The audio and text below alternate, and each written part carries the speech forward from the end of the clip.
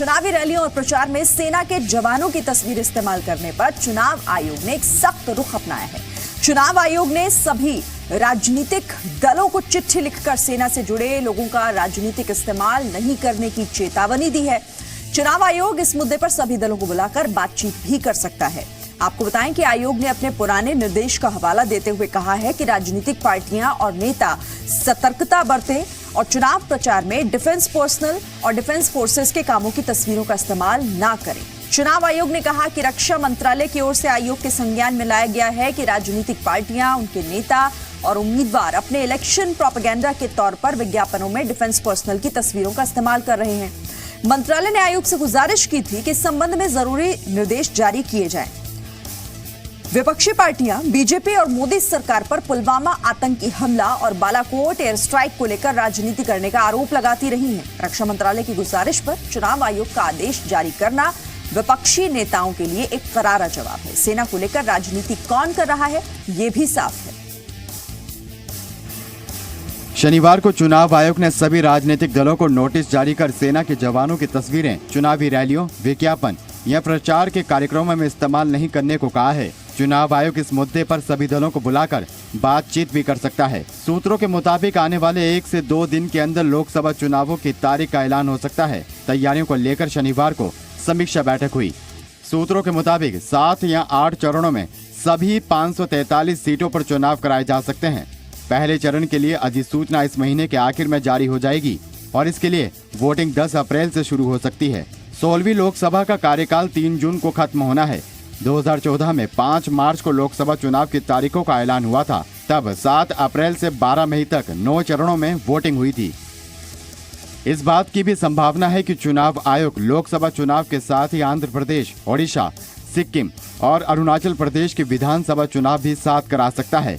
मई तक जम्मू कश्मीर में भी चुनाव होने जरूरी हैं, लेकिन वहां के हालात को देखते हुए चुनाव आयोग अभी तक ये फैसला नहीं ले पाया है। कांग्रेस की स्टार प्रचारक और अभिनेत्री विजया शांति ने पीएम मोदी पर बेहद आपत्तिजनक टिप्पणी की है।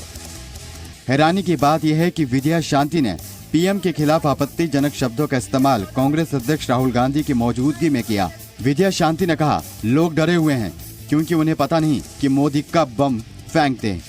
ప్రతి ఒక్కరికి భయం వేస్తుంది మోడీ గారు ఏ నిమిషంలో ఏ బాంబు పేలుస్తాడో అని దడపడుతుంది ఒక టెర్రరిస్ట్ లా కనబడుతున్నాడు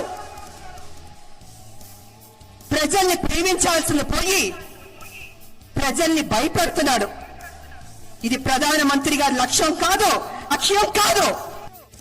विजय शांति तेलंगाना के शमशाबाद में राहुल गांधी के साथ एक रैली में थी। मंच से भाषण के दौरान उन्होंने ये टिप्पणी की, लेकिन किसी ने भी उन्हें टोकना जरूरी नहीं समझा। बीजेपी ऑफिशियल ट्विटर हैंडल से इसका जवाब दिया गया।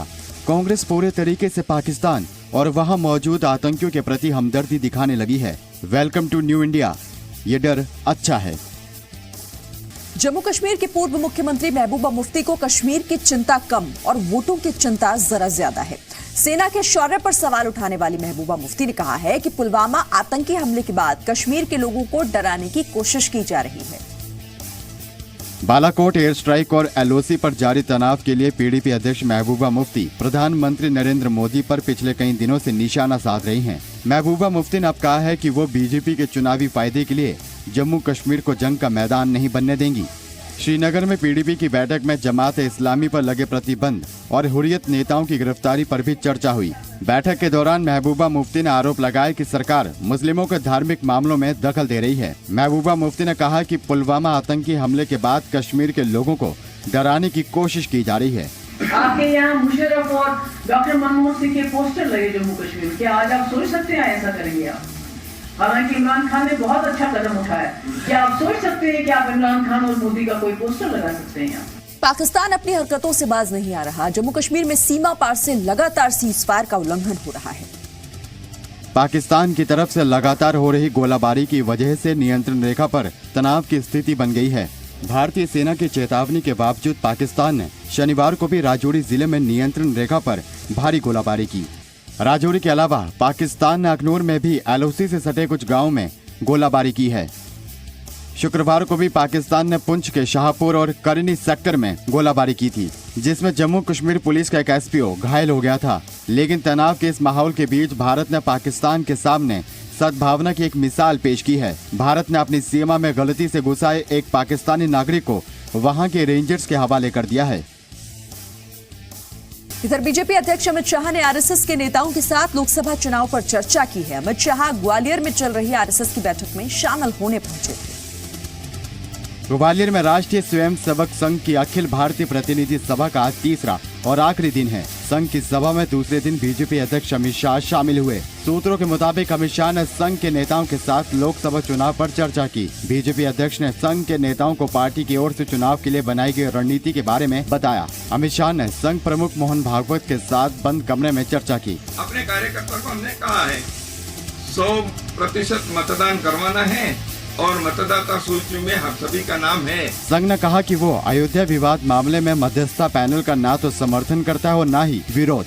सुप्रीम कोर्ट इस प्रकार के संवेदनशील और एक विशेष परंपरा के धार्मिक विषयों के संदर्भ में करते समय उनसे संबंधित लोगों से भी बात करनी चाहिए। बैठक में भारतीय परिवार व्यवस्था पर एक प्रस्ताव पारित हुआ।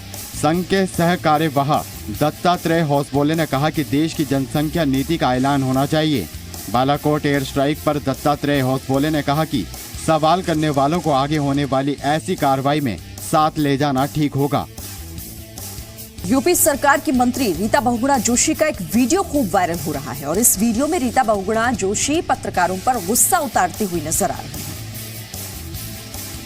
उत्तर प्रदेश के महिला और बाल कल्याण विभाग की मंत्री रीता बहुगुणा जोशी मीडिया पर भड़क गई। वो सीतापुर में जिला समिति की बैठक में शामिल होने पहुंची थी। बैठक के दौरान कुछ पत्रकार कवरेज के लिए पहुंचे थे। एक नेता पीएम के सफाई अभियान को लेकर शिकायत दर्ज करवा रहे थे। इसी बीच रीता बहुगुणा जोशी पत्रकारों पर गुस्सा हो गयी। मंत्री जी के भड़कने के बाद पत्रकारों को मीटिंग रूम से बाहर कर दिया गया। और महाराष्ट्र की एक मर्डर मिस्ट्री के खुलासे ने सबको हैरान कर दिया है। महाराष्ट्र के पालघर से पुलिस को कंबल में लिपटा एक महिला का शव बरामद हुआ है।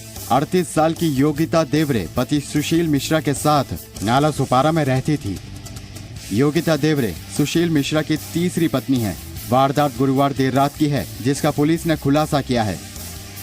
पुलिस के मुताबिक सुशील मिश्रा का दूसरी पत्नी के साथ विवाद चल रहा है। सुशील मिश्रा की दूसरी पत्नी उसकी पहली पत्नी की 2 बेटियों के साथ रहती है।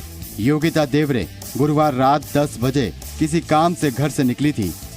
सुबह तक वापस नहीं लौटने पर उसकी बहन ने पुलिस में गुमशुदगी की रिपोर्ट कराई। पुलिस ने सीसीटीवी के आधार पर एक ऑटो को ट्रैक किया। इसी ऑटो का इस्तेमाल शव को ठिकाने लगाने के लिए किया गया था। पुलिस के मुताबिक सुशील मिश्रा की दोनों बेटियों ने योगिता देवरे को खाने पर बुलाया था। दोनों बेटियों, उनके दोस्तों और सुशील मिश्रा की दूसरी पत्नी ने वारदात को अंजाम दिया। पुलिस के मुताबिक दुपट्टे से गला घोंटकर योगिता देवरे की हत्या की गई, फिर ऑटो में शव को ठिकाने लगा दिया। पुलिस ने ऑटो चालक से पूछताछ की तो उसने गुनाह कबूल कर लिया।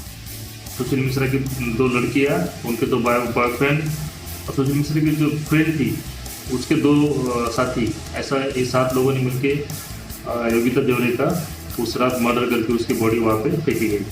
पुलिस ने सुशील मिश्रा की दूसरी पत्नी, दोनों बेटियों और ऑटो चालक को गिरफ्तार कर लिया है, जबकि 3 आरोपी अभी भी फरार हैं। जम्मू कश्मीर के प्रतिबंधित संगठन जमात इस्लामी पर एक बड़ा खुलासा हुआ है। पाकिस्तान के इशारों पर जमात इस्लामी घाटी में अलगाववाद को बढ़ावा दे रहा है। नए खुलासे के मुताबिक पाकिस्तान की खुफिया एजेंसी ISI से जमात इस्लामी के मजबूत लिंक हैं। जम्मू कश्मीर में अलगाववाद को बढ़ावा देने के लिए संगठन लगातार पाकिस्तान उच्चायुक्त से संपर्क में था और ISI के इशारों पर कश्मीरी युवाओं को हथियारों की सप्लाई और ट्रेनिंग देता था। पाकिस्तान की जो एम्बेसी है वहाँ के इनके साथ संबंध थे। ISI पाकिस्तान के इनके संबंध हैं और ये मदरसों के माध्यम से भी हमारे जो कश्मीर के बच्चे हैं, दूसरे लोग हैं, वहाँ को खराब करने की कोशिश करते हैं। वहीं टेरर फंडिंग मामले को लेकर अलगाववादी नेताओं पर शिकंजा कसता जा रहा है। NIA ने 2017 में दर्ज किए गए टेरर फंडिंग के एक केस में सैयद अली शाह गिलानी के बेटे नसीम गिलानी और मीरवाइज उमर फारूक को सोमवार को पूछताछ के लिए दिल्ली बुलाया है। इधर लुधियाना में रफ्तार ने 4 लोगों की जान ले ली। इस हादसे में मारे गए लोगों में भाई बहन भी शामिल हैं। तस्वीरों में लुधियाना की सिधवा नहर पर बनी पुलिया दिख रही है। वक्त रात का है और पुलिया का रास्ता थोड़ा सकरा। गाड़ियां एक के बाद एक यहां से गुजर रही हैं। तभी एक तेज रफ्तार गाड़ी आती है। स्पीड ज्यादा होने की वजह से कार पुलिया पर टर्न नहीं ले पाई और अंजाम कुछ ऐसा हुआ, कार जाल को तोड़ती हुई पानी में जा गिरी। कार में सवार 23 साल की सान्या, 25 साल का भवनीत भाई बहन थे। कार कशिश नाम का युवक चला रहा था। देवेश कुमार नाम का चौथा युवक 2 दिन पहले ही लखनऊ से लुधियाना आया था।